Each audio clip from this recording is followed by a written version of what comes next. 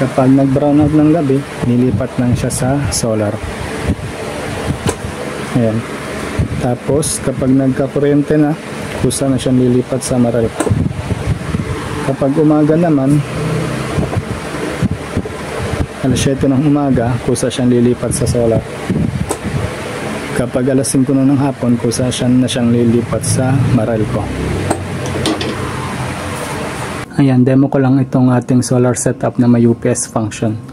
Itong kulay itim na ito ay para sa input ng Meralco. Ito naman kulay dilaw para sa input ng solar panel.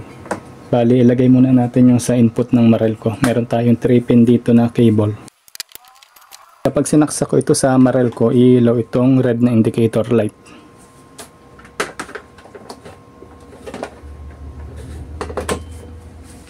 Ayan, kapag nakailaw yung red na yan, ibig sabihin may power yung Meralco. Kapag umilaw naman yung kulay green, ibig sabihin yung ating power source ay nasa solar power o kaya nanggagaling sa battery. Ito nga pala, may timer function din ito na kapag alas 7 ng umaga, kusang maglilipat siya sa solar at saka kapag alas 5 na ng hapon, kusang lilipat siya sa Meralco. Demo lang natin, i-manual muna natin yung timer.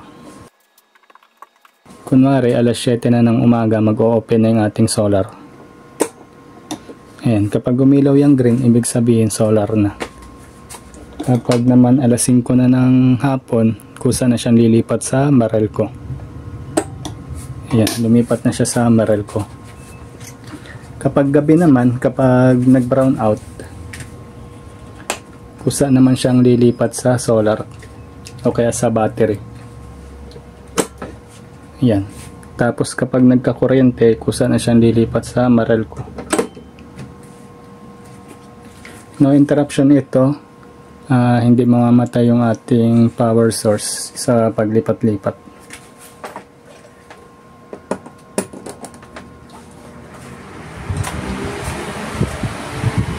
Kunwari gabi na, nag-brown out ng gabi, kusa siyang lilipat sa battery. Ayan, pero hindi namatay yung ating appliances. Kapag naman nagkakuryente na, kusa na siyang lilipat sa Meralco. Ayan. Tapos kapag naman alas 7 na ng umaga, kusa naman siyang lilipat sa solar. Itong timer natin nakaset ng alas 7, kusa siyang lilipat sa solar. Ayan, nasa solar na siya. Tapos kapag alas 5 na ng hapon, kusa na siyang lilipat sa Meralco. Kapag nag-brown out naman ng gabi, kusa siyang lilipat sa solar. Ayan.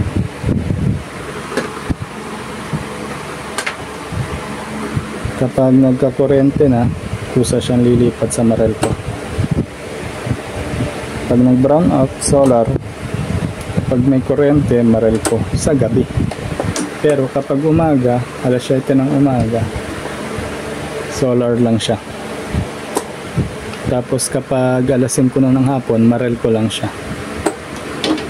Pero kapag nag-brown out ng alas 5 o kaya madaling araw o gabi, kusa siyang lilipat sa solar.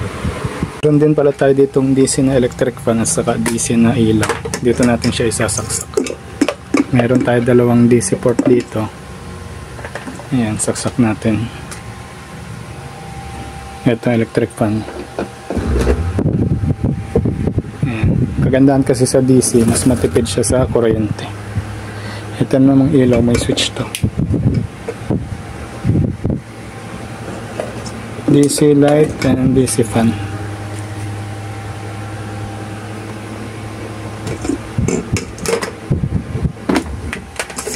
Ito nga palang ginamit ko ay battery bank lang. For ano lang, demo purpose lang yan. Manipis na wire lang yan. For demo lang itong battery na to.